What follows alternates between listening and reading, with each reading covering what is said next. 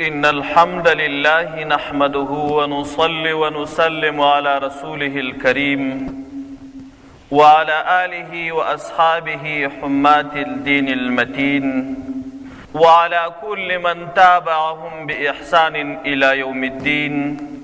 أما بعد فأعوذ بالله من الشيطان الرجيم. بسم الله الرحمن الرحيم. يضل به كثيرا ويهدي به كثيرا وما يضل به إلا الفاسقين. صدق الله العلي العظيم. اورونو مومنانو، تاسو په ټولنه کښې وینئ چې ډول ډول رواجونه د خلکو په منځو کې وي. ځینې داسې رواجونه وي چې د شریعت د قانون څخه خلاف وي، او ځینې داسې رواجونه وي چې د شریعت د قانون سره برابر وي او په شریعت کښې کوم ممانعت نه وي باندې. هغه اصول او هدایات چې د اسلام لخوا، د اسلام د دین لخوا و انسانانو ته سوي وي، که چیرې انسانان پر هغو باندې ولاړ سي، د دنیا او آخرت ترقي او کامیابي به وي. او که چیرې نوي رواجونه په خپل منځ کې جوړ کړي او هغه رواجونه د شریعت سره څه مخالفت او ټکر نه لري، دا هم یو مباح کار دی. او که چیرې داسې رواجونه وي چې د شریعت د قانون څخه خلاف وي، د شریعت سره په ټکر کې وي، نو د دې قانونونو رواجول دا د شیطان لخوا کیږي، د ایمانونو د کمزورتیا او د عقیدې د کمزورتیا له وجې څخه کیږي. موږ وینو په ټولنه کښې ورځ تر بلې نوي نوي رواجونه پیدا کیږي، ان تر دې چې داسې رواجونه لا هم پیدا سوي دي چې بیخي د مشرکانو یو عمل دی. نن یو چا یوه خبره راته وکړه، ډېر مې زړه درد وکړي او ډېر مایوسیت راته ودرېدی. د مسلمانانو ورونو څخه خصوصا دغه کسان چې دا په کورو کې تلویزیونونه لري، ډېره سخته ګیله مې ځینې وسوه او دا فکر را سره پیدا سو چې دا خلک به نو الله ولې په عذاب نه اخته کوي چې د الله عز وجل لخوا څخه ډول ډول دلایل، قرآن عظیم الشان، د رسول الله صلی الله علیه وسلم بعثت او نبوي احادیث، د الله ستر ستر قدرتونه، اسمان مځکې ټوله په سترګو ویني، دې ته توجه نه کوي. خو کله چې کفار او بهرنیان کافران په یوه لږه اندازه زرغون ګروپ ورته ولګوي، ټوله ورځغلي. یو چا راته ویل چې زموږ په ښار کې یو داسې رواج پیدا سوی دی چې کله واده وسي نو زوم ناوې پر اور باندې راګرځي. ما پوښتنه ځینې وکړه چې دا نو ولې؟ وایي دا په دې وجه باندې چې په هندوستان کې چې کم فلمونه ډک سوي دي او د هندوانو چې کم رواج دی، هغه داسې دی چې دوی اور ته سجده کوي، اور ته عبادت کوي. نو هر کار چې کوي بس پر اور باندې یوار راګرځي، اور ته احترام کوي. نو کله چې واده کوي نو زوم و ناوې هم پر اور باندې راوګرځي، په مجموع کې اور ورته کښېږدي، شاوخوا یې په راوګرځي. نو زموږ خلک په کورو کې تلویزیونونه لري، دا د هند فلمونه ګوري، د هندوانو چې څه رواجونه دي، د هندوانو چې څه کارونه دي، کټ مټ هغه په ځان کې عملي کوي. چې هغه څنګه لباس کوي دی یې هم کوي، هغه چې څنګه جامه کوي دی یې هم کوي، هغه چې څنګه گفتار و کردار کوي دی یې هم کوي، هغه چې د واده و د کور لپاره کم رواج کوي دی یې هم کوي. نو اوس دغه کسانو ته وایم چې داسې رواج کوي چې هندوان چې دا کار کوي هغه خو د دوی مذهب دی، د دوی عقیده ده، باطله عقیده یې د کافران دی. په هر صورت دی خو خپله عقیده حق بولي. تعالی د خیره چې ته پر اور باندې راګرځې. اول وارې چې د اسلام پروا ونه لرل، د مسلمانۍ پروا دې ونه درلودل، د دین پروا دې ونه درلودل، د شریعت پروا دې ونه درلودل، او تا د بل دین په رواج کې مشابهت وکړي. بیا چې هغه رواج نه وي نو دا ډیره سخته بېغیرتي ده او کم همتي ده چې یو څوک خپل رواج پرېږدي د پردیو رواجونه کوي. تاسو وګورئ په تاریخ کې دغه هندوان زموږ د نیکونو غلامان وه، زموږ د نیکونو مریان وه. نن هغه غلامان تاسو ځانو ته باداران جوړوئ، پیشوایان یې جوړوئ، مقتدایان یې جوړوئ. دغه همت او دغه غیرت چې په افغانیت او په مسلمانیت کې ستا دا نو څه سو؟ دغه بېغیرتي چې د خلکو زړونو ته لوېدلې ده، دا کم همتي چې د خلکو زړونو ته لوېدلې ده، د اسلام د رڼا کمزوروالی دی. په ژیره او په لنګوټه کې د کفارو رواج کوم، په جامه کې د کفارو رواج کوم، په عقیده کې عقیدوي رواجونه د کفارو کوم. کم کار نو ته د اسلام لپاره کوې؟ آیا تا ته د الله عز وجل څخه حیا نه درېږي چې د الله رزق خورې، د الله پر مځکه ګرځې او ته د الله نافرماني کوې؟ ابراهیم بن ادهم رحمت الله علیه ته یو کس راغی او ورته ویې ویله چې زه ډېر سخت ګناهګاره یم، ما ته یوه داسې طریقه راوښیه چې زه بیا ګناه ونه کړم او ګناه کول ما ته ګران کار سي او زه توبه وباسم. ابراهیم بن ادهم رحمت الله علیه ورته وویله چې 5 کارونه وکړه، که دې دغه 5 کارونه وکړل بیا به ته ګر سره ګناه ونه کړې، ګر سره به ته پر ګناه باندې قدرت پیدا نه کړې. هغه سړی ورته وویل چې 5 کارونه نو کم دي؟ ابراهیم بن ادهم رحمت الله علیه ورته وویل چې هر وخت تا ته د ګناه کولو زمینه مساعده سوله، هر کله چې ګناه ته زړه وسو نو ته هغه وخت ګناه وکړه، د الله رزق مه خوره، د بل چا رزق وخوره، بیا د الله عز وجل نافرماني وکړه، ګناه وکړه. پر غلا دې لاس برابر سو، پر زنا دې لاس برابر سو، پر درواغو، پر بوتان، پر غیبت، پر تلویزیون، پر نورو نارواو دې لاس بر سو، نو ته داسې وکړه چې دا ګناه کوې، تر دا ګناه مخکې د الله رزق مه خوره، د بل چا رزق وخوره. هغه سړی ورته وایي ای ابراهیم بن ادهم، د الله بغیر خو نو د بل چا رزق نسته، نو زه د چا رزق وخورم؟ زه خو وږی کېږم، مړ کېږم د لوږې څخه، نو زه د چا رزق وخورم؟ نو ابراهیم بن ادهم رحمت الله علیه ورته وایي د بل چا رزق نسته؟ هغه ورته وایي نو تا ته حیا نه درېږي چې د الله رزق خورې، د الله ډوډۍ خورې، د الله خوراک کوې، الله درکړی دي او په هغه غذا باندې بیا د الله نافرماني کوې؟ دا مناسبه ده؟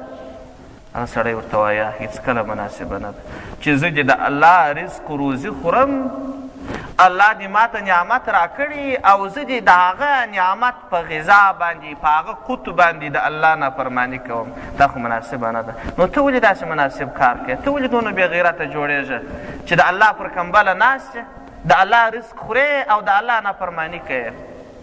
په دا پښتنو کې داسې رواج دی، وایي چې کله څوک د یو چا کور ته ورسي، د هغه پر کمبله ناست یي، هغه چې هر څه ورته ووایي غږ نه ورته کړي، وایي ستا پر کمبله ناست یم، هر څه چې ته وایي هغه دې صحیح دي. نو ته د الله پر کمبله ناست یې، د الله نافرماني کوې، دا بېغیرتي نه ده؟ نو بېغیرتي نو څنګه؟ بیا ابراهیم بن ادهم رحمت الله علیه وایي که دا کار نشې کولی نو بل کار وکړه. هغه کار دا دی چې کله دې ګناه ته زړه وسي نو د الله پر مځکه باندې ګناه مه کوه، د الله پر مځکه د الله نافرماني مه کوه، ولاړ شه یو بلې مځکې ده، پر بله مځکه باندې د الله نافرماني وکړه، پر بله مځکه باندې ګناه وکړه. هغه سړی ورته وایي نو خو بله مځکه نسته، یوازې دغه یوه مځکه ده، هغه د الله ده. بیا ابراهیم بن ادهم ورته وایي تا ته حیا نه درېږي چې د الله پر مځکه د الله نافرماني کوې؟ الله فرش درته غوړولی دی، الله مځکه درته جوړه کړې ده، ته د الله نافرماني کوې؟ تا ته د الله څخه حیا نه درېږي؟ ده ورته وویل چې بېشکه درېږي، دا مناسب کار نه دی، دا ډېر د شرم خبره ده چې الله دې ما ته د ژوند کولو لپاره یو لوی پراخ فرش غوړولی وي چې مځکه ده او زه دې پر دې د الله پر مځکه باندې د الله نافرماني کوم. ابراهیم بن ادهم ورته وایي که دا کار نسې کولی نو یو بل کار وکړه. سړی ورته وایي څه وکړم؟ وله هر کله چې دې ګناه ته زړه وسول، پر ګناه کولو باندې دې لاس بر سو، نو د الله په ښکاره دا ګناه مه کوه، داسې یو ځای ولاړ شه چې هلته الله نه وي، هلته ګناه وکړه. هغه سړی ورته وایي داسې ځای خو نسته چې هلته دې خدای نه وي، هر چیرې الله سته، هر چیرې خدای سته. وایي نو ته د الله څخه نه شرمېږې، ته الله په حضور کې ګناه کوې؟ یوسف علیه السلام چې کله زلیخا و زنا کولو ته راوغوښتې، نو زلیخا د کوټو دروازې بندې کې یو بت و چې دې احترام ورته کاوی پر هغه باندې یو ټوکر واچوئ. یوسف علیه السلام ورته وایي وایي تا ولې پر دې بت باندې ټوکر واچوئ؟ وایي ځکه دا زما خدای دی ما ته حیا ځینې درېږي. یوسف علیه السلام وایي ما ته نو څنګه د خپل خدای څخه حیا ونه درېږي چې هغه د اسمانونو مځکو خالق او واجد پیدا کوونکی دی او هغه هر چیرې لیدل کولی سي او هر شی ویني پر هر شي باندې علم لري. که چیرې په 100 ګزه څاه کې پر توره ډبره باندې یو تور میږی روان وي الله یې ویني او د پښو ترپه یې اوري. نو زه ما ته څنګه د الله څه حیا ونه درېږي؟ تا ته د دې ډبرې څه حیا درېږي؟ ما ته څنګه د الله څه حیا ونه درېږي؟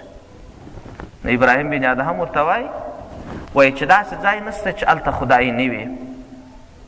نو تا ته حیا نه درېږي چې د الله مخ ته ګناه کوې؟ هغه سړي ورته وویل هو بېشکه دا خو ډېره د شرم خبره ده. یو سړی د پلار مخ ته بد ورد نه وایي او حال دا چې د الله عز وجل محبت تر پلار په میلیونونو وارو زیات دی، په 100 واره نه، په 99 واره نه، بلکې په میلیونونو واره زیات دی د الله محبت. او الله چې څومره حق پر بنده باندې لري د پلار تر حق په میلیونونو اندازه زیات دی. یو سړی د پلار مخ ته ناروا نه کوي وایي زه د پلاره څخه شرمېږم. نو سوارو سګرېټ د پلاره څخه پټ کړي وایي زه د پلاره څخه شرمېږم. نو تا د الله څخه حیا نه درېږي چې الله دې در پلار په هر څه عالم هم دی، قدر هم در باندې لري، احترام هم در باندې لري، حق هم در باندې لري او محبت یې هم تر پلار در سره ډېر دی. بیا ابراهیم بن ادهم رحمت الله علیه ورته وایي که دا کار نسې کولی نو یو بل کار وکړه. هغه سړی ورته وایي څه کار وکړم؟ ابراهیم بن ادهم وایي هر کله چې د ګناه زړه وغوښتله پروا نه کوي پر دې سترګې پټې کړه، د الله په رزق و په روزي باندې ګناه وکړه، د الله پر مځکه یې وکړه، د الله په حضور کې یې وکړه، دا 3 بېغیرتۍ پر ځان تېرې کړه، دا شرمونه پر ځان تېر کړه. ته دومره بېغیرت او بېحیا بېشرمه سړی جوړ شه، مګر یو بل کار نه وکړه. هغه کار دا دی هر کله چې تا ته د مرګ ملایکه راله ستا روح یې قبضاوي، تا ملایکې ته ووایه چې ما 1 ساعت یا 1 ورځ یا 2 ورځې پرېږده چې زه توبه وباسم. کله چې ملایکې پرېښولې نو ته به الله ته ډېر وژاړې، توبه به وباسې. توبه چې دې وایستله نو بس هغه ګناه وي هر څه بېغیرتۍ چې دې کړې وي هغه به ګرد الله در پرېږدي معاف به دې کړي. بیا سړی ورته وایي د مرګ ملایکه اسرائیل علیه السلام چې راځي هغه د هېچا خبره نه مني، یو آن یوه ثانیه څوک و دې ته نه پرېږدي چې نور ژوندی پاته سي. اذا جاء اجلها لا یستأخرون ساعة ولا یستقدمون. کله چې د یو انسان اجل راسي 1 ساعت نه مخکې کېږي او نه وروسته کېږي. د الله په تقدیر کې زما اجل لیکلی دی، د الله تقدیر کله ملایکه وروسته کولی سي؟ نو ابراهیم بن ادهم ورته وایي نو ته د دې څخه نه بیریږې چې ستا اجل معلوم نه دی چې تا ته کله راځي، کله چې درته رالی او تا ګناوې کړي دغسې بېدوبې پاته سي، ته د دې څخه نه بیریږې چې د قیامت په ورځ په عذاب سي؟ هغه سړی ورته وایي هو بیریږم. نو وایي دا چې ته ګناوې کوې او مرګ وخت راسي 1 ثانیه وخت اسرائیل علیه السلام تا ته نه درکوي، روح دې قبضوي، نو بیا ته په کومه دلاوري باندې ګناه کوې؟ هغه سړی ورته وایي هو نسم کولی، باید زه داسې دلاوره جوړ نه سم. بیا ابراهیم بن ادهم رحمت الله علیه ورته وویل که دا کار هم نسې کولی، ملایکه ستا سره خبرې نه مني، نو ته یو بل کار وکړه.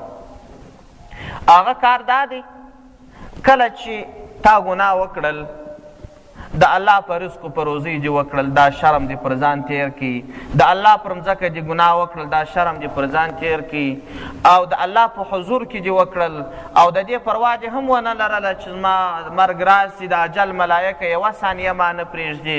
نو یو 5م کار دا وکړه کله چې د حشر په میدان کې ته راپورته سولې، ته خو ګناهګار یې، مجرم یې، که د عذاب ملایکې ته دوزخ ته کشولې مه ورسره ځه، ځکه سره دوزخ ته ستا سره نه ځم.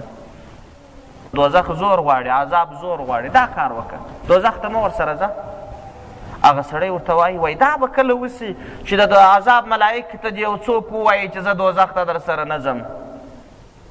دا خو امکان نه لري، ځکه هغه داسې ورځ ده چې د حشر میدان جوړ سي، دغه انسانان چې دا اوس موجوده دي او هغه انسانان چې تیر سوي دي د آدم علیه السلام څخه چې راونسې بیا چې په دنیا کې هغه تر ټولو وروستنی ماشوم پیدا سوی دی، یعنې ټول انسانان د حشر میدان ته راپورته سي را روان وي، داسې چوپ په چوپتیا به وي، د چا د خولې غږ به نه اوري، د ډېره حیبته څخه به یوازې خلک د پښو شهارې اوري، بل شی به نه او دومره حیبت به پروت وي چې الله جل جلاله به د انسانانو څخه پوښتنه وکړي او ورته وبه وایي لمن الملک اليوم، نن باچهي د چا ده؟ په دنیا کې خو ډول ډول باچهانو ویل چې یو زه باچا یم، بل زه باچا یم، بل زه باچا یم. نن باچهي د چا ده؟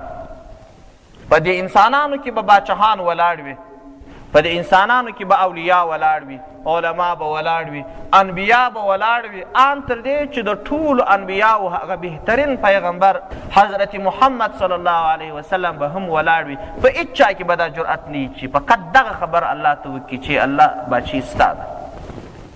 داسې د وهم ورځ به وي نو چې هلته باچهان دلاوره شجاع او باچهان اولیاء انبیا دومره وهم اخیستی چې تلفظ د خولې نسي کولی.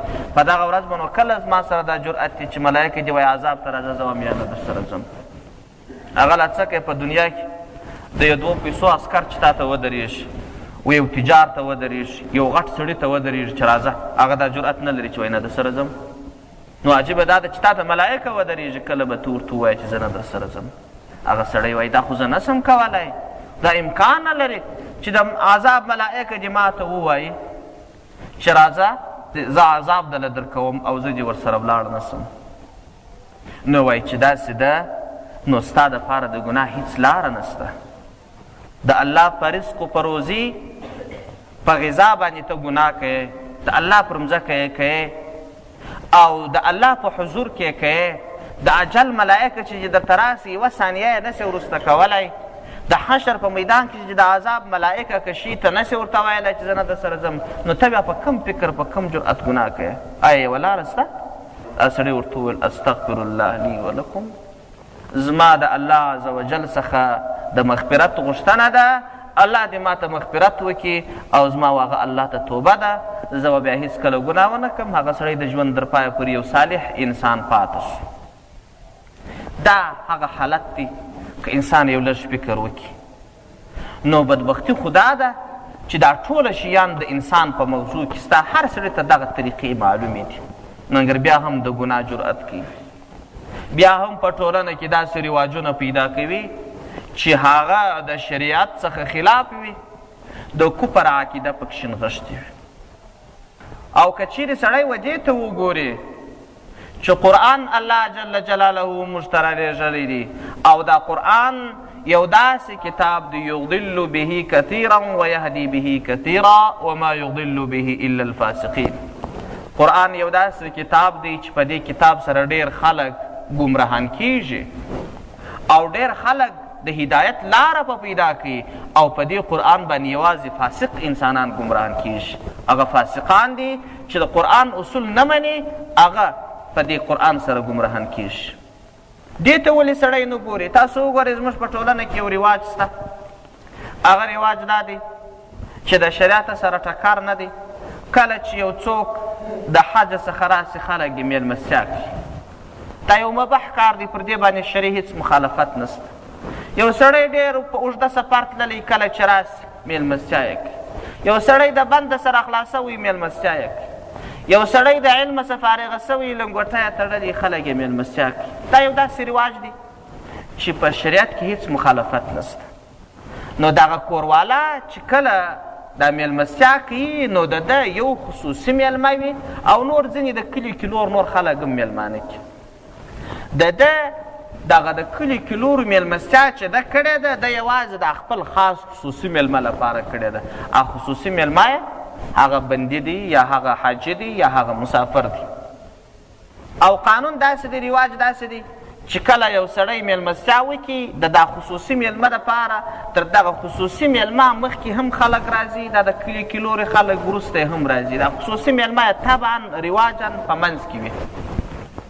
الله چې دا دنیا جوړه کړې ده، دا دنیا د انسانانو ابدي کور نه دی.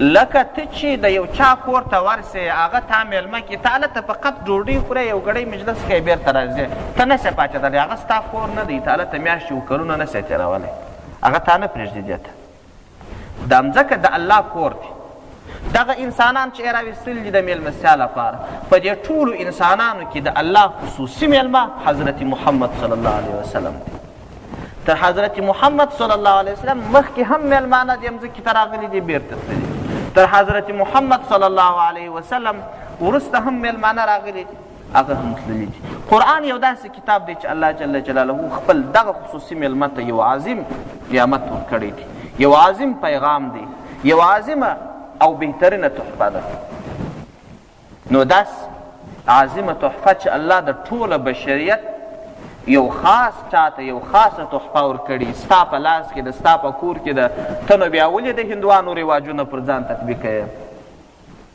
دا چې د هندوانو رواجونه دلته راغلي دي یوازې او یوازې ستره بدبختي یې دغه د غم تلویزیونونه دي چې په کورو کې پراته دي یوازې او یوازې دا خلک چې خپل اسلامي لباسونه اسلامي رواجونه پرېږدي دغه د غم تلویزیونونه دي چې دغه ته ګوري د هغو رواجونه ویني په تلویزیون کې خو څه اسلامي شی نسته که تاسو وایاست ځینې خلکو ما داسې په دلیل کې ویلي وایي دا داسې ښه تلویزیون دی د مکې شریفې عکس ښکاره کوي اجان ښکاره کوي تلاوت ښکاره کوي نو دا تلاوت چې تلویزیون ښکاره کوي یا اجان ښکاره کوي دا داسې نه کوي چې و خلکو ته دین ابلاغ وي بلکې یوازې او یوازې خپل ناروا د دې دین په وجه په خلکو مني اوس که یوازې دی ناروا کارونه شروع کړي نو خلک ورته وایي دا خو کفرستان دی دا خو یوازې د کفر تصویرونه دي دی هلته اسلامي شیان هم ورسره ښکاره کړي وګوره زه مسلمان یم زه نه غواړم چې تا کافر کم زه نه غواړم چې تا ګمراه کم دغه د اسلامي عکسونه اسلامي شیان مې تا ته ښکاره کړي دغه اسلامي شیان د دې لپاره استعمالوي چې د خپل ناروا په تا ومني د دې لپاره تا ته نه ښکاره کوي چې اسلامي شیان تا ته درې زده کوي لعنت دې پر هغه زده کړه چې سړی د تلویزیون څه کوي لعنت دې پر هغه پوهه چې سړی د تلویزیون څه زده کوي تلویزیون څه هم یو چا یې دین زده کړی دی تلویزیون څخه هم یو چا لمونځ زده کړی دی د تلویزیون څخه هم یو چا قرآن زده کړی دی هېڅ کله نه نو تا ته دا ستر خطر دی دغه تلویزیون ستا په کور کې یوه ستره بلا ده نو خود به دا رواج راځي لکه مخکې چې ما وویله چې اوس خلک د هندوانو هغه رواج را سربیره کړی دی هندوان خپل په مذهبي عقیده کې دا ده چې هر یو کار کوي دی پر اور راګرځي اور ته سجده کوي اور ته احترام کوي زوم و ناوې پر اور راګرځي دا د دې یو عقیدوي شی دی لکه زموږ نکاح کول یا په نکاح کې چې مولوي صاحب خطبه وایي یا اذان یا اقامات دغسې د دې یو عقیدوي او مذهبي شی دی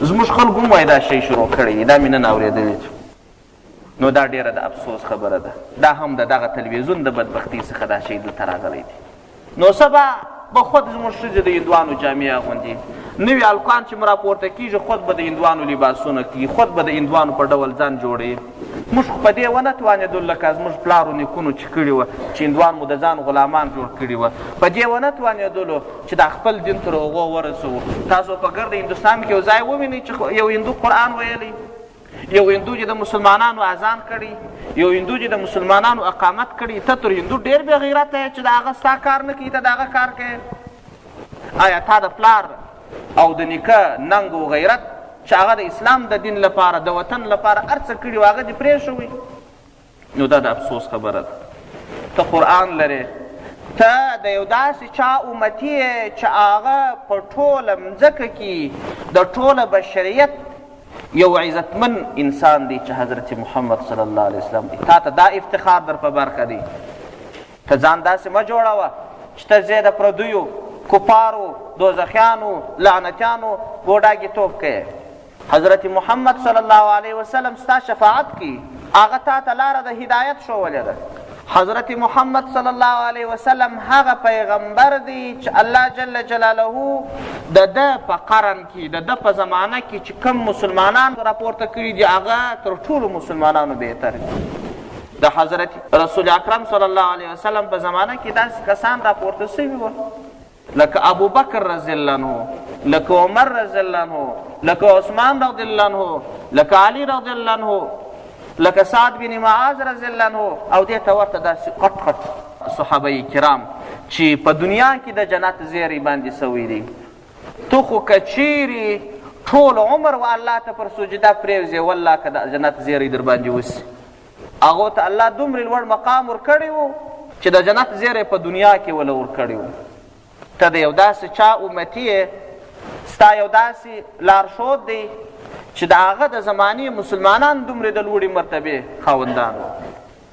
د دې تر څنګ یو کتاب لیکلی دی، وایي دا د نبي علیه اسلام د زمانې د کافرانو سره لا یو احساس موجود و. د رسول الله صلی الله علیه وسلم د زمانې د اسلام د دشمنانو سره لا یو احساس موجود و. ځینې ښه خصوصیات پکښې و. ښه خصوصیات یې دا دي، وایي کله چې هرقل ابو سفیان ور وغوښتی، دا هغه وخت و چې د اسلام بیرغ ځلېدلی و، اسلامي حکومت جوړ سوی و، مدینه منوره دارالخلافه وه او مدینه منوره د اسلامي حکومت بنسټ و. د شاوخوا سیمې کافران ټوله د مسلمانانو څخه بیرېدل او هر چیرې چې کافران اوسېدل هلته پر هغو ځایو باندې د مسلمانانو رعب و هیبت پروت و. کافرانو په خپلو منځو کې یو د بله لاسونه سره ورکول، یو د بله بې ملاقاتونه سره کول او یو د بله به یې کومکونو سره غوښتل. هرقل د عیسویانو یو ډېر غټ باچا و. په یوه سریه کې مسلمانانو د مقابلې لپاره 3 لکه پوج رایستلی و. او په عربو کې داسې ویل کېدل، ول څوک که د هرقل سره جنګېدی، د عیسویانو سره جنګېدی، دا د ځان وژنې په معنا دی، لکه څوک چې خودکشي کوي، یعنې حتما به وژل کېږي. دونه غټ واکمن باچا و. نو ابو سفیان ورغلی و، هرقل ته ملاقات یې ورسره کاوه.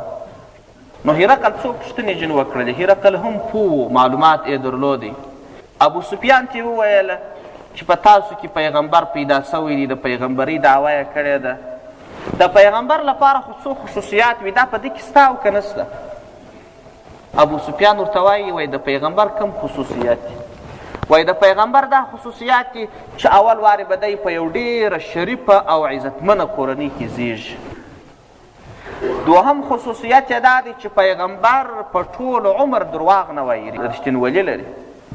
دریم خصوصیت یې دا دی چې پیغمبر ډېر شجاع او ډېر دلاوره وي. څلورم خصوصیت یې دا دی چې پیغمبر په خپل وجود او بدن کې هیڅ داسې عیب نه لري چې د خلکو کرکه ځینې وسي. بل خصوصیت د پیغمبر دا دی چې ډېر ښایسته وي. بل خصوصیت یې دا دی چې پیغمبر معجزې ښکاره کوي. بل خصوصیت یې دا دی چې پیغمبر ښه اغېز لرونکی، تاثیر لرونکی بیان کوي، د خلکو په زړو کې ځای نیسي. آیا په محمد صلی الله علیه وسلم کې دغه خصوصیات شته؟ هرقل خو نبي علیه السلام نه و لیدلی. ابو سفیان ورته وایي، وایي والله چې دا ټوله خصوصیات په محمد صلی الله علیه وسلم کې شته. هم په یو ډېره شریفه کورنۍ کې زېږېدلی دي. داسې یوه شریفه کورنۍ وه د نبي علیه اسلام. ټولو قریشو د خلکو په درنه سترګه کتل. په ټولو قریشو کې دا بني هاشم بیا په خصوصي ډول سره شریفه کورنۍ وه. دغه د مکې اوسېدونکي داسې وه، هر چیرې چې به ولاړه خلکو جنګ نه ورسره کوي، ځینې بیرېدل. ول دا ښه خلک دي، دا د الله د کور همسایهګان دي، دا د الله د کور ساتونکي دي. هر چا ته چې به تاوان ورسوي خلکو جنجال نه ورسره کوي. او داسې د دې قریشو په منځ کې بیا بني هاشم ډېره شریفه کورنۍ وه. خلکو په ډېره درنه سترګې ورته کتل، د مکې مکرمې متولیان وو. او نبي علیه السلام هغسې رښتین انسان و چې په کفارو کې د تر پیغمبرۍ مخکې په شعبي امین سره، صادق امین سره، شعبي امین سره مشهور و. ډېر امین ځوان، صادق رښتینی ځوان. او هغه شجاعت و چې هیڅ چا د ډول شجاعت نه دی درلودلی. ډېرې واقعې او مثالونه یې شته چې وخت لاندې ټوله نه بیانېږي. او همدا ډول داسې وینا به یې وه چې ډېر خلک د ده وینا ته نه ورتلل. ول دا که زه ورغلم بیا زه مسلمان کېږم. ځینې کافران نه ورتلله. ول د ده داسې تاثیري خبرې دي که ورغلم د سیمې د خپله دین اړوي، زه نه ورځم. دونه تاثیري اواز وي. او دې ته ورته ټوله د پیغمبري خصوصیات پکښې وه. نو په قریشو کې یو چا ابو سفیان ته وویله، وایي نو تا ولې دغه ته ویله هرقل ته چې و دا خصوصیات پکښې دي؟ ابو سفیان ورته وایي، وایي ته دا مناسب ګڼې چې د قریشو سردار درواغ ووایي؟ هغه ورته ویل یا. ول نو زه هېڅکله درواغ نه وایم، دغه خصوصیات خو پکښې دي. سره د دې چې د قریشو دغه حالت و چې لاسونو پښې یې غورځول، یو څوک یې د ځان ملګري پیدا کوي. ګورئ د نبي علیه السلام همعصره یو کافر دی لا دا خصوصیت پکښې دي. اوس به نو زموږ د بازار دکاندار څو درواغ د ورځې وایي چې مسلمان هم ځان ته وایي، د علیه السلام امتي هم ځان ته وایي، څو درواغ به د ورځې وایي. پر یوه افغانۍ و پر لسي باندې به څونه قسمونه اخلي، څونه طلاقونه به اخلي، خصوصا بیا د دلالان. او همدا ډول د یو بل کافر صداقت و رښتینولي یا احسان، کله چې د حدیبیې صلح کېدل نبي علیه السلام سره د څو کسو صحابه و عمرې کولو ته روان و، کافران مخ ته ورته راووتله چې موږ تا ته اجازه نه درکوو، مکه لا نه ده فتحه سوې، مکه د کفارو په لاس کې و، هلته د کافرانو واک و. د رسول الله صلی الله علیه وسلم مخه یې ونیوله چې موږ تا ته هېڅ اجازه نه درکوو، که جنګ که یې را مخکې سه، که جنګ نه که یې بېرته ولاړ سه. دا چې د مسلمانانو لشکر او د کافرانو لشکر سره مخ په مخه سول او مابینځ کې فاصله وه، نو قاصدان یا استازی تر منځ تلله و راتلله چې خبرې د دوی په منځ کې کولې چې څنګه صلح وسي. نو د کفارو د طرفه څخه یو کس راغلی و، سهیل نومېدی. نو نبي علیه السلام ته یې وویل ای محمد صلی الله علیه وسلم، که چیرې ته غواړې چې ټول عرب له منځه یوسې، دا خو ته نسې کولی، امکان نه لري، دا د خدای مخلوق دی او تا د پیغمبرۍ دعوه کړې د خپله بادشي دې پسې راخیستی د ټولې مځکې نیسې، او که چیرې ته کامیابه سولې نو تا عرب له منځه وړل غوښتل، دا خو ته نسې کولی، او که ته ناکامه سولې نو پر تا باندې چې کم کسان را ګرځېدلي دي دا دونه وفاداره نه دي چې بیا ستا دفاع وکړي. ابوبکر رضی الله عنه ته ډېر قهر و غصه ورغله، ځکه صحابه د نبي علیه السلام داسې ویل لکه پتنګان داسې پر عاشقان باندې وه چې خپل سر مال هر څه یې پر نبي علیه السلام قربانوه. ابوبکر رضی الله عنه راپورته سو، سهیل ته یې وویل و د دوی د بوتانو اهانت یې وکړي، پر دوی باندې بوتان ډېر ګران وه، د بوتانو اهانت یې وکړي، ور موږ به نبي علیه السلام پرېږدو، دا به هېڅکله ممکنه نه وي، تر څو چې د نبي علیه السلام سره کم صحابه دي چې دا ټوله شهیدان سوي نه وي، نبي علیه السلام به تاسو ته یوازې پاته نه شي. سهیل مخ په راواړوئ، ول تا چې ما ته کومې بدې خبرې وکړلې نو د دې خبرو جواب زما سره و، ما تا ته دا جواب ویلی شوی، مګر زه د دې خبرو جواب تا ته نه درکوم، ځکه تا زما سره یې وخت احسان کړی دی، د هغه احسان په بدله کې ما د دا خبرو جواب تا ته پرېښوی.